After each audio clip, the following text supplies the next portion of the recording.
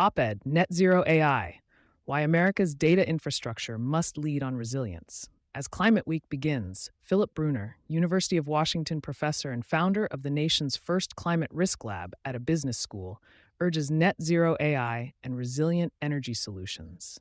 In the race to dominate artificial intelligence, U.S. tech giants are rapidly expanding data centers and computing infrastructure.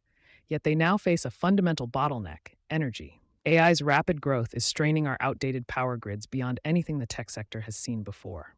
The solution is clear. Companies must urgently adopt net zero AI and integrate renewable energy microgrids directly into their infrastructure planning. Doing so isn't just about sustainability, it's about reliability, defending against growing threats, and ensuring companies and our nation lead in the next era of innovation. The status quo can't keep up. A single data center can consume as much power as a small city. In fact, U.S. data center energy use has tripled in the past decade. Left unchecked, data centers could soon demand 10% of national electricity, stressing a grid designed for the mid-20th century. That grid is also increasingly vulnerable. In 2022, armed extremists attacked substations in Moore County, North Carolina, plunging tens of thousands into darkness. It took days to restore service. Such incidents are on the rise, alongside more frequent extreme weather events that expose the fragility of centralized systems. Relying solely on traditional grid power is no longer viable for AI-scale operations. Federal incentives are shifting, and states must step up. Recent changes to the investment tax credit, ITC, mean the long-term federal backstop for renewables is narrowing. States now hold the keys to accelerating deployment through such actions as fast-tracking permitting and prioritizing projects that can be built within the ITC window.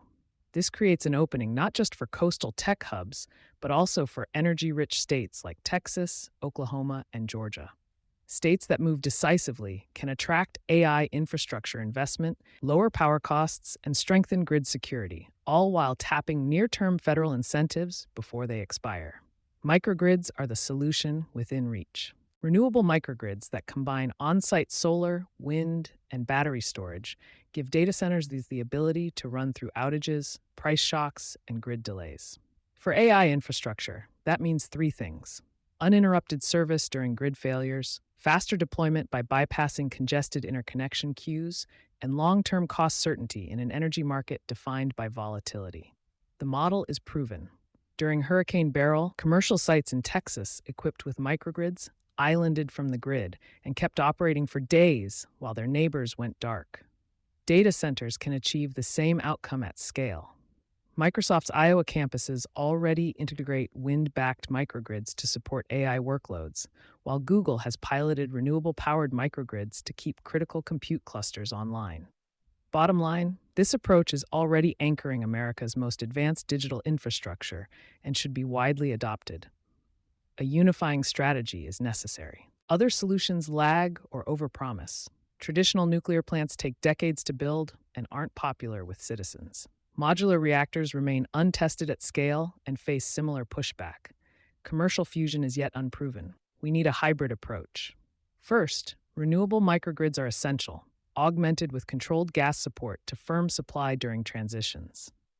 Natural gas has a role as a bridge, especially where batteries alone can't yet meet demand. This isn't about ideology. It's about ensuring that America's most critical digital infrastructure has continuous, affordable power that we can depend on. Leadership is needed to set our path forward. Tech executives must adopt and consider this strategy as urgent as they do cybersecurity or supply chain integrity. To stay competitive in the marketplace, state leaders should move quickly to prepare their communities for both renewable energy microgrids and AI adoption. Moving quickly will secure America's AI leadership, harden communities against growing threats, and set the gold standard for resilient digital infrastructure.